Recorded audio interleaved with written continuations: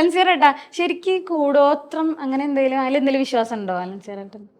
ഞാൻ ഈ അപ്പനില് ശവം കിടക്കുമ്പോ ഇയാള് മരിക്കുന്നില്ല.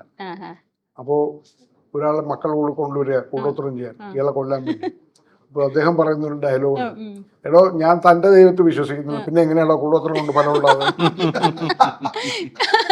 ഈ പഴയ നിയമത്തില് ആദത്തെ സൃഷ്ടിച്ചു കളിമണ്ണ് കൊണ്ട് ദൈവം.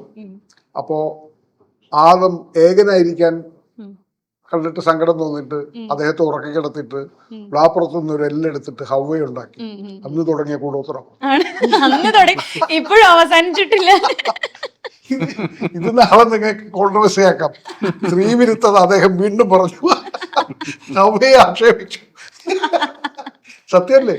എന്തിനാണ് സാത്താനെ സൃഷ്ടിച്ചത്? ആരാ സാത്താനെ സൃഷ്ടിച്ചത്? ദൈവത്തെ സൃഷ്ടിച്ചു ആരാ?